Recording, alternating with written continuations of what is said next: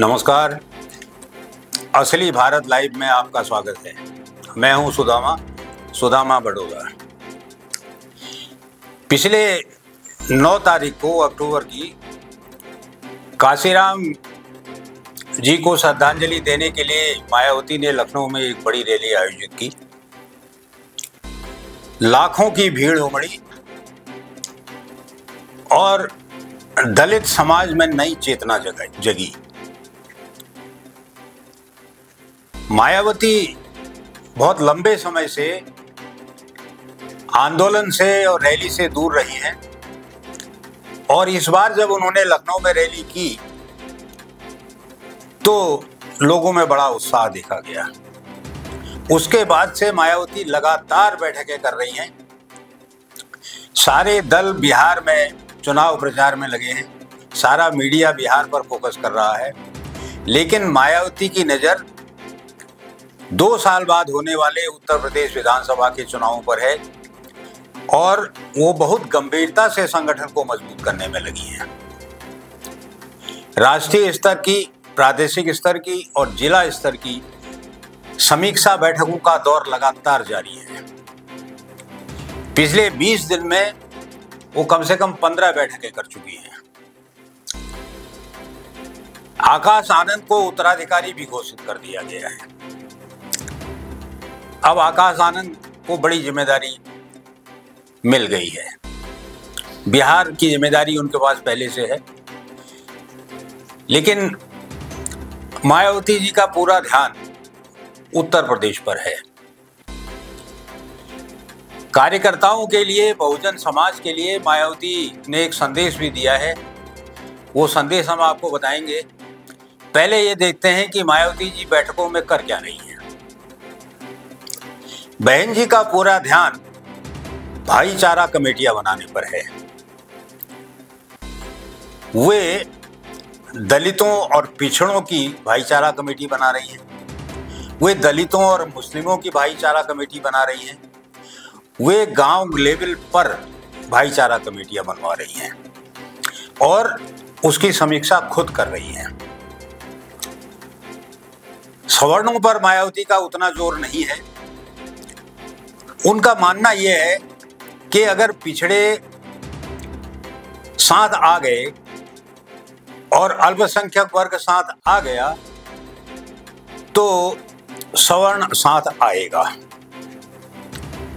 उनका ये बयान 2007 की याद दिलाता है, जब दलित, मुस्लिम और ब्राह्मण गठजोड़ के चलते वे अपने बलबूते पूर्ण बहुमत से सत्ता में आ गई थी।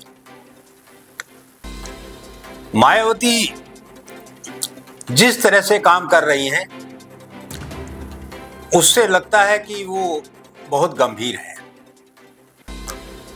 दलित समाज बहुत आशा भरी नजरों से उनको देख रहा है। पिछड़ा समाज भी उनको आशा भरी नजरों से देख रहा है और उन्होंने घोषणा भी कर दी है कि मुसलमानों पर जो गलत मुकदमे दर्ज हुए हैं, झूठे मुकदमे दर्ज हुए हैं, वे सारे के सारे वापस लिए जाएंगे। आपको याद दिलाएं कि समाजवादी पार्टी के मुखिया अखिलेश यादव ने आजम खां के बारे में ये बात कही है कि भाई आजम साहब से जितने झूठे मुकदमे हैं वो सपा की सरकार बनी तो हम वापस ले लेंगे। मायावती जी ने आजम साहब का नाम नहीं लिया। वे कह रही हैं कि सारे मुसलमानों पर से हम झूठे मुकदमे वापस ले लेंगे। एक और बात मायावती जी ने कही है, वो ये है, और ये पहली बार उन्होंने कहा है और बहुत जोर दे के कहा है और ये बहुत प्रचारित हुआ है, इसकी बड़ी चर्चा हुई है, वो है बुलडोजर एक्शन। योगी सरकार बुलडोजर एक्शन को लेकर चर्चा में है, लेकिन मायावती जी का कहना है कि उनकी सरकार बनी तो बुलडोजर एक्शन पूरी तरह रोक दिया जाएगा। ये पूरी तरह गलत है, क्योंकि इससे उन लोगों का बड़ा अहित होता है जो परिवार के सदस्य होते हैं। अगर किसी आदमी ने गलत काम किया भी है तो उसको सजा मिलनी चाहिए। उसका घर गिरा के या उसकी दुकान गिरा के उसके परिवार को सजा मिलती है जो गलत है। इसलिए बुलडोजर एक्शन पूरी तरह रोक दिया जाएगा। ये दो बड़ी बातें मायावती जी ने कही हैं। तीसरी बात, वो कह रही है कि बहुजन समाज को इकट्ठा होना जरूरी है, बहुजन समाज को बंटने से रोकना जरूरी है। बहुजन समाज अगर इकट्ठा हुआ और सारा वोट एक साथ इकट्ठा हुआ तो फिर सत्ता कोई नहीं रोक पाएगा। सवर्ण समाज को बहुत चैतन्य समाज कहती हैं। उनका मानना है कि भाई जब आपके साथ मुस्लिम जुड़ जाएंगे, जब आपके साथ पिछड़े जुड़ जाएंगे और दलित तो इकट्ठे हैं ही हैं, तो आपकी ताकत इतनी हो जाएगी कि सवर्ण प्रत्याशी भी आपके पास आएंगे और आपकी मदद लेंगे। याद करिए 2007 में यही हुआ था। अब मायावती जी कितना कामयाब होती है इसमें, ये एक अलग बात है, लेकिन वे जुट गई है। जिला लेवल पर लगातार वो कार्यकर्ताओं को निर्देश दे रही हैं। बिहार के प्रचार से अभी वे दूर हैं। बिहार प्रचार में वो जाने वाली हैं, लेकिन वो बिहार के प्रचार में दूसरे चरण के मतदान वाली सीटों पर प्रचार करने जाने वाली हैं।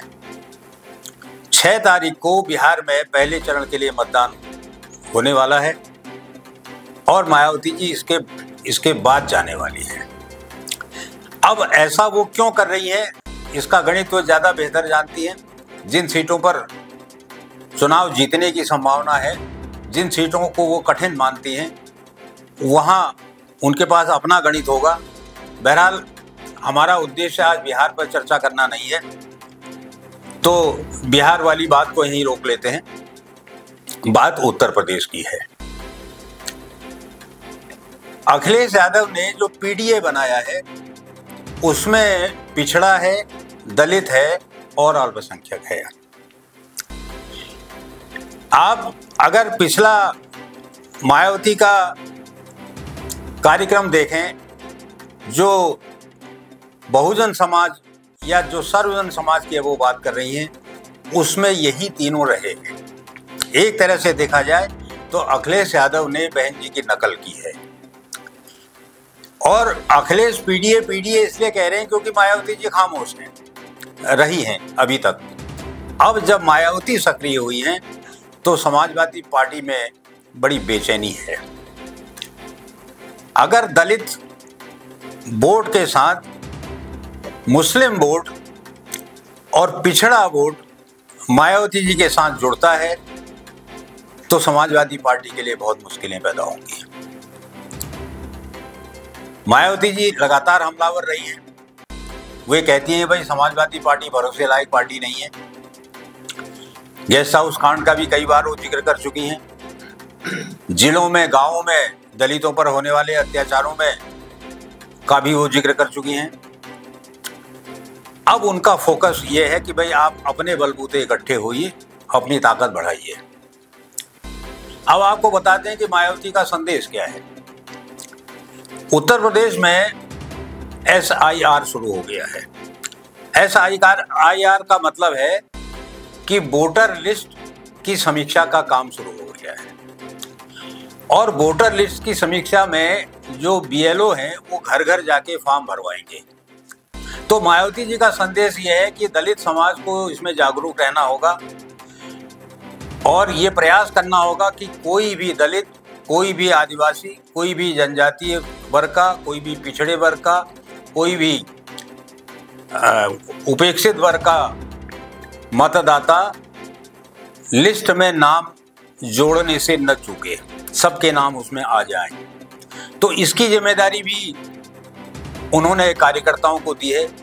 भाईचारा कमेटियों को ये भी एक जिम्मा सौंपा गया है कि जब मतदाता सूची के लिए BLO के पास जाएं तो वो अपने गांव के, अपने क्षेत्र के, अपने आसपास के लोगों के नाम इकट्ठा करें, उनको इकट्ठा करें और ये प्रयास करें कि सबके फॉर्म भर जाएं, सबका नाम मतदाता सूची में शामिल हो जाए।